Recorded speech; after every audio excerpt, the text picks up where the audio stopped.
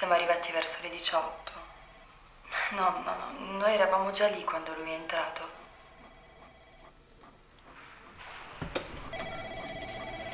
Non saprei, non riuscivo a vedere tutto. Il suo caffè cosa?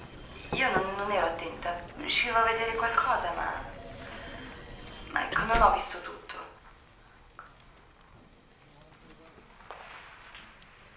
Giocavamo a carte, stavamo chiacchierando, niente di che, come al solito. Grazie. Grazie. Avete visto che hanno aperto un nuovo locale a tema anni 90? Io non c'ero negli anni 90. Ho visto qualche volantino, mi sembra, ma com'è questo posto? Non sono ancora andato, ma non sembra male.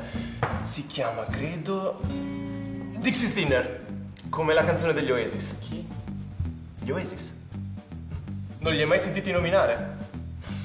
Sei il solito ignorante. Dai, state calmi, ragazzi. Ma dimmi un po' com'è questo posto, voglio tutti i dettagli. Non sono ancora andato, ma dalle foto che ho visto sembra molto interessante.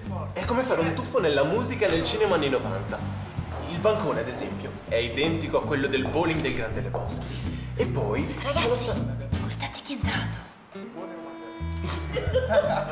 Ma questo da dove sbuca? Ecco, mister Cuore Solitario. Ehi, barista. Qual è la cosa più grossa che hai perso a testa tua? Vorrei un bicchiere di latte. Ho un terribile taglio di capelli. E mi manca completamente il senso dell'umorismo. Però ci voleva un nuovo locale. Tutti i bar del centro stanno diventando un mortorio. E questo poi. Dai ragazzi, ci siamo solo noi. Sì, ma vuoi mettere con l'esperienza di andare al bancone a comandare da bere e sentire il vecchio che ti racconta tutte le sue storie? Ah, sì. Come quella volta di quando da giovane ho murato all'esterno della porta della direzione. Hanno dovuto chiamare i pompieri per il muro. Per non parlare di quello strano tizio. Gioca sempre a biliardo da solo. E poi dice cose assurde. Sì, come l'ultima volta. Sembrava che stesse giocando contro un altro tizio immaginario che continuava a batterlo. E lui continuava a urlare, imprecare. Fino a che ha cominciato ad agitare le mani, come per volerlo menare.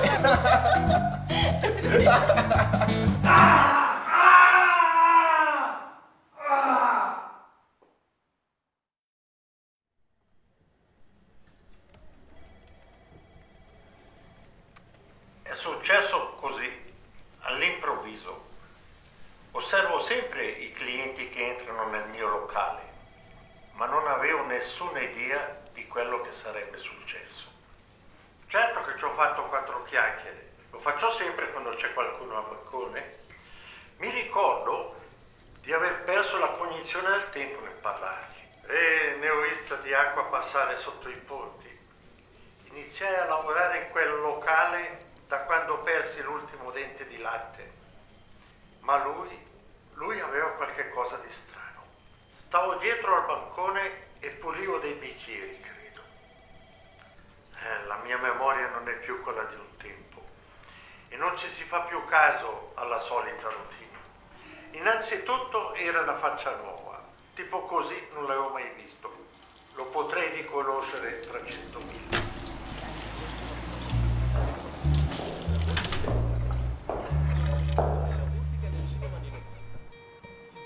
Una gazzosa, barista. Limone o mandarino? Limone.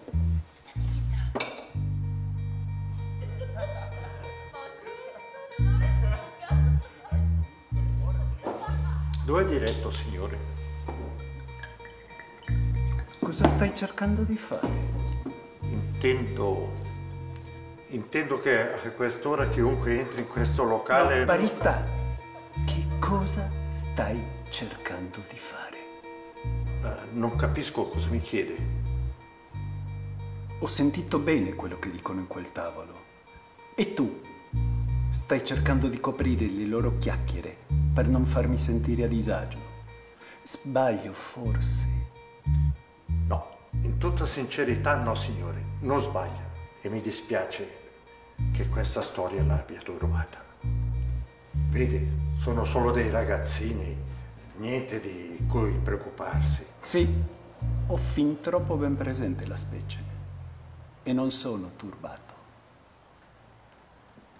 Oggi ho avuto una giornata molto particolare e vorrei solo essere lasciato in pace. La capisco perfettamente, sa. Davvero? Capita anche a me di avere delle giornate particolari.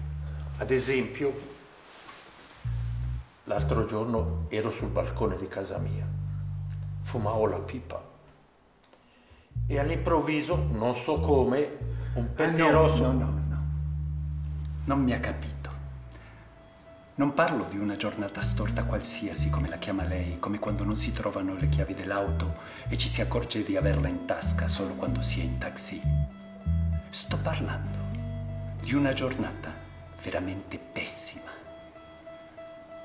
Una giornata che ha dell'incredibile, talmente assurda che se qualcuno la guardasse dall'esterno resterebbe indubbiamente meravigliato e stenterebbe a credere ai propri occhi. Io mi trovo in questa situazione ora e non intendo parlarne. Oggi ne ho passate tante, troppe, e mi deve credere se le dico che sono al limite della sopportazione. Ci crede che da stamattina che cerco di mangiare questa mela e non ci sono ancora riuscito? Potrebbe farmi un esempio di questa giornata di cui parla? E di solito sono io che racconto le storie ai miei clienti, ma questa la voglio proprio sentire. Beh, una volta ho sentito che un tizio era andato a un corso di autodifesa.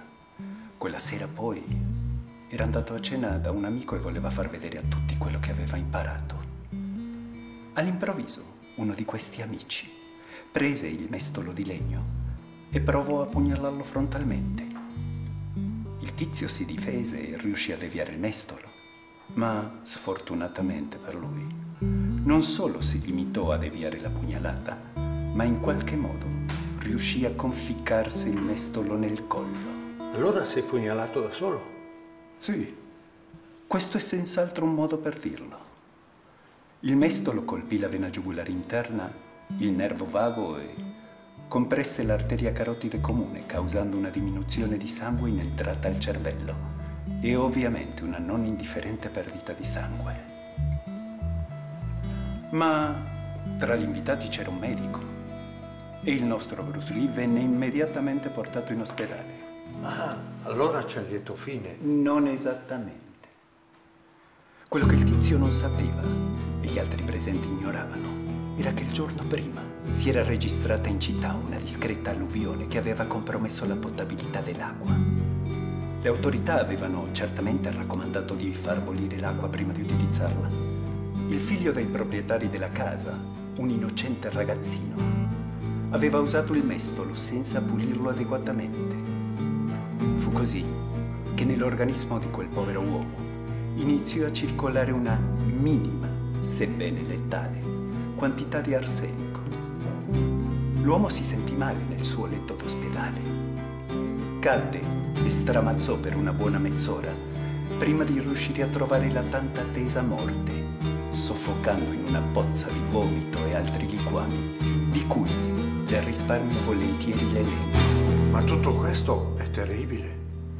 Certo, molte persone potrebbero dire la stessa cosa.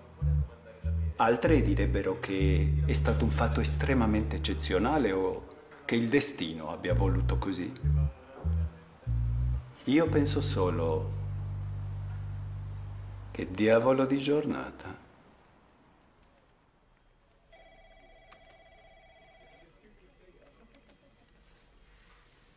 Non l'avevo mai visto prima di quella sera.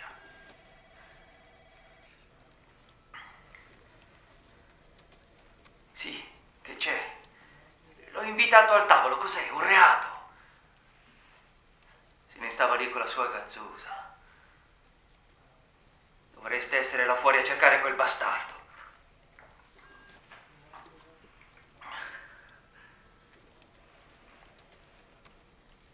Vi dico io come sono andate veramente le cose. Stavo giocando a biliardo, come ogni sera.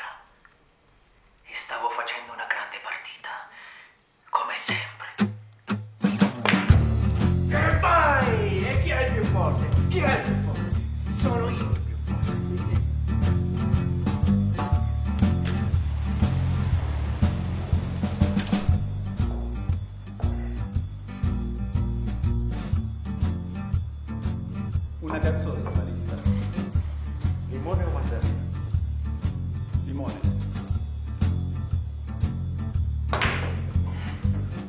Sì. Troppo non so niente. Oggi ho avuto una giornata molto particolare.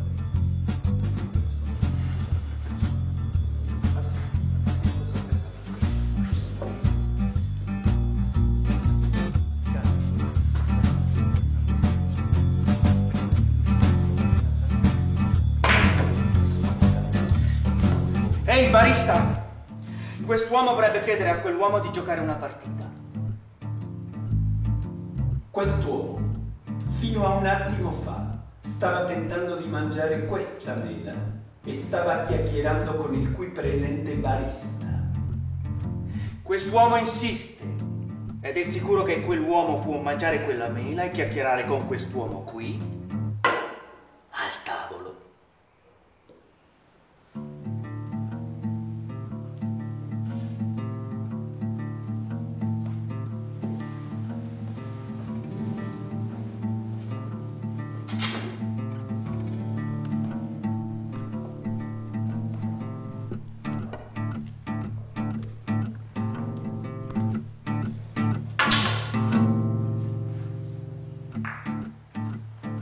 Allora, straniero, cosa ti porta in questo oscuro bar, in questa oscura giornata? Che c'è? Ti sei bevuto anche la lingua oltre che la gazzosa?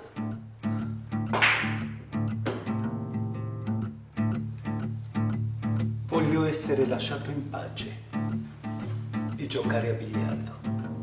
Essere lasciato in pace. Lo straniero vuole essere lasciato in pace. Allora non hai fatto una buona mossa a scegliere di sfidarmi a biliardo. Io non ho sfidato nessuno. Oggi per me è stata una pessima giornata. Voglio solo fare 4 tiri, nulla di più. Una pessima giornata. Ma non mi dire. E così ti metti subito a fare il solitario. Ma reagisci, fai l'uomo. Ehi, uomo senza nome. Ce l'ho con te. Ma che ti credi di essere? Rispondimi quando ti faccio una domanda.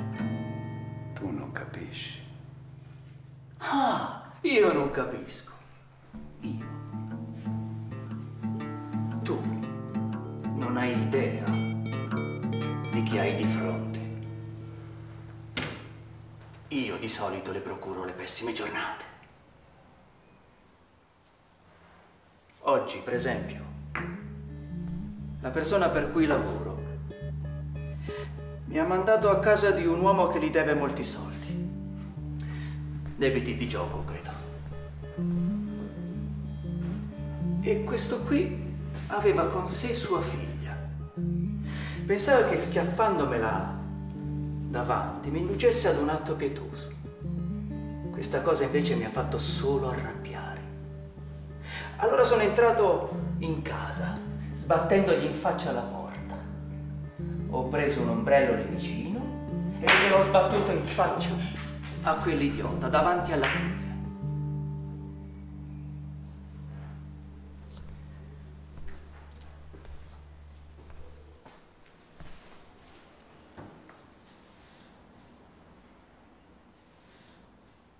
Una volta a terra gli ho ficcato quell'affare giù nella gola fino a farlo vomitare. Ma poco prima che iniziasse a spargere merda su tutto il pavimento, gli ho chiuso la bocca con lo stivale e non l'ho lasciato fino a che non ho visto il vomito schizzargli fuori dal naso, gli occhi diventare viola. Si dimenava, strisciava a terra. Era così divertente.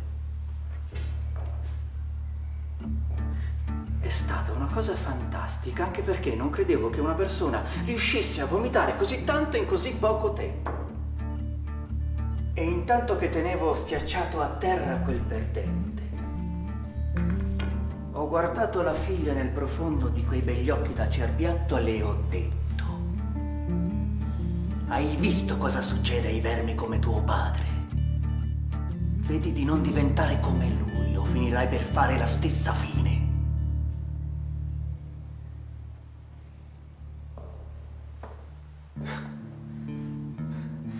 Dai, su, non fare così. Per caso ho ferito i tuoi sentimenti? Ma guardati. Che cosa ti è successo, straniero? Le mani come per volerlo menare.